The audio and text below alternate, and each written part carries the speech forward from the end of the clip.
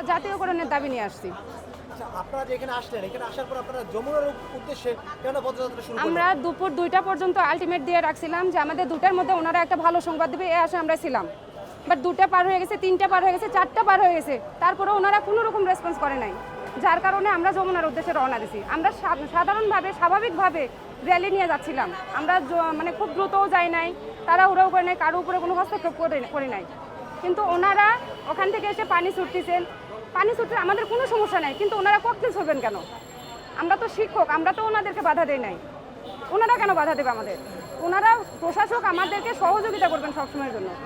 আমরা এখানে আসছি বাংলাদেশের বিভিন্ন অঞ্চল থেকে, কিন্তু আমাদেরকে সহযোগিতা না করে তারা কি করতেছেন যে আমাদেরকে বাধা দিয়ে ওখান থেকে সরাইয়ে দিচ্ছেন। আমাদের বাচ্চা দেখতেছে না, মুরব্বী দেখতেছে না, সবাইকে তাড়াচ্ছেন। কেন তাড়াবেন? আমাদের এমনও শিক্ষক আছে জানেন, যেগুলো শিক্ষকের চাকরির বয়স শেষ হয়ে গেছে, তারা এখনো বসে আছে। এমনও শিক্ষক আছে রিক্সা চালায় সংসার চালাচ্ছেন। আমাদের জাতীয়করণ যদি আজকে না দেয়, দিবে কবে? আরো আপনাদের পরবর্তী কোনো কর্মসূচি আছে কিনা? আমাদের কয়েকজন অসুস্থ হসপিটালে আছেন, ওনারা আসুক, তারপরে আমাদের পরবর্তী কর্মসূচি কি হবে সেটা আমরা পরে জানাবো। এখানে আসছিলেন কিনা এই দাবি নিয়ে, বা আজকে আসার পরে আপনাদের যে সচিবালয় ডাকা হয়েছে প্রতিনিধি টিম, 5 সদস্যের প্রতিনিধি টিম ডাকা হয়েছিল, এবং তাদের সাথে কি কথা হয়েছে বা আপনি ছিলেন কিনা? জি, ধন্যবাদ আপনাকে। বাংলাদেশে বেসরকারি 30,000-এর ঊর্ধ্বে প্রাইমারি ছিল, তার মধ্যে 26,159টি স্কুল জাতীয়করণ করা হয়। বাদ পড়ে যায় আমাদের প্রায় 4,000-এর অধিক শিক্ষা প্রতিষ্ঠান বাদ পড়ে যায়।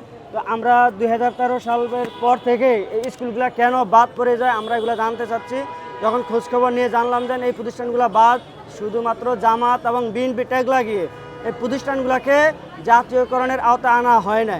তারপর থেকে আমরা আন্দোলন করে যাচ্ছি, এখানে আমরা আন্দোলন করে যাচ্ছি। সর্বশেষ 18 সালে করেছি, আমাদেরকে বলছে রেজিস্ট্রেশন দিবে, নিম্ন একটা বেতন দিবে, তা আমরা মেনে নিয়েছি। কিন্তু আমাদেরকে এরকম আশ্বাস দিয়ে আমাদেরকে চলে যেতে হয়েছে। আমরা আশ্বাস নিয়ে চলে গেছি, কিন্তু কোনো আশানুরূপ ফলপ্রসূ আমরা পাই না। তার মধ্যে আজকে আমরা এই স্কুল জাতীয়করণের দাবি নিয়ে আমরা এখানে সমাগম হয়েছি সারা বাংলাদেশ থেকে প্রায় 4,000-এর অধিক শিক্ষক শিক্ষিকাদেরকে নিয়ে।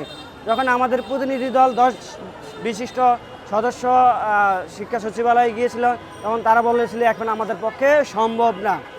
অথচ পিছনে আমাদেরকে বিভিন্নভাবে বলা হয়েছে যে 7 কার্য দিবসের ভিতরে করা হবে, আগামী মাসের ভিতরে করা হবে, আগামী বাজারের ভিতরে করা হবে, এইভাবে বলে বলে আমাদেরকে যক্ষার মতন আমাদেরকে ঘুরিয়েছে। কিন্তু যখন আমরা সর্বশেষ বিষয় জানতে চাই, তখন বলে আমাদের পক্ষে এখন সম্ভব না।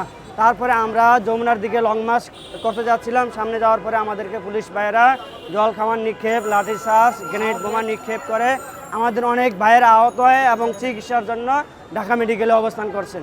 সর্বশেষ আচ্ছা, আপনাদের কর্মসূচি শেষ নাকি পরবর্তী কোনো কর্মসূচি প্রদান করছেন? আমাদের কর্মসূচি এখনও শেষ হয় না। আমাদের উত্তরতন দায়িত্বশীল যারা আছেন তারা অসুস্থ, অনেকে লাঠিচার্জ, তারা চিকিৎসাধীন অবস্থায় আছে এখন ঢাকা মেডিকেলে। তারা কিছুক্ষণ পরে আসবে, বা আমাদেরকে বলছে যে আপনারা এখানে অপেক্ষা করেন, আমরা আসতেছি, তারপরে সিদ্ধান্ত নেব পরে কি করা যায়।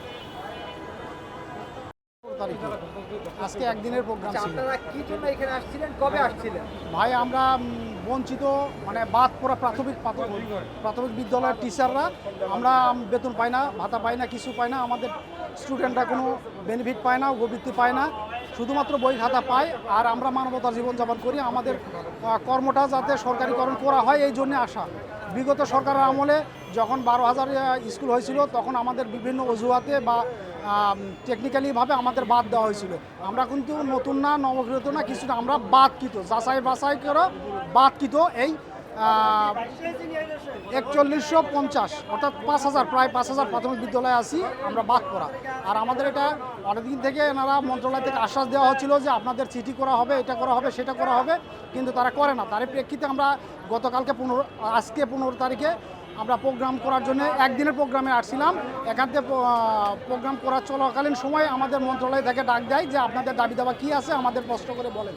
তো আমাদের প্রতিনিধিরা যায়, সেখানে গেলে তাদের সাথে ওভারও ওই বিগত সময়ে যেভাবে পড়ছে আজকেও ওই রকমই বলছে। তো এনাদের প্রতিনিধিদের মনে পড়তে হয়নি, এই জন্য আমরা যমুনার দিকে লং মার্চের জন্য প্রস্তুতি নিচ্ছিলাম। এমন সময় আমাদের পুলিশ ব্যারিকেড দেয় এবং আমাদের উপরে গরম পানি ঢালে, বিশেষ করে লাঠিচার্জ করে না ফায়ারিং না, ওটা কি বলে, সাউন্ড গ্রেনেড নিক্ষেপ করার পরে ভয় মানে আমাদের মধ্যে ভীতু সাব্যস্ত করে এবং লাঠি চার্জের মাধ্যমে আমাদের এখান থেকে হেঁড়াইয়ে দেয় এবং প্রচুর পরিমাণে আমাদের শিক্ষক শিক্ষিকারা আহত হয়েছেন। ওনারা গরম পানিতে, কারো কানের ভিতর গরম পানিতে গেছে, কারো নাকের ভিতরে গেছে। তো ওনারা মোটামুটি এখন প্রাথমিক চিকিৎসার জন্য বাইরে গেছে, মানে হাসপাতালে গেছেন না?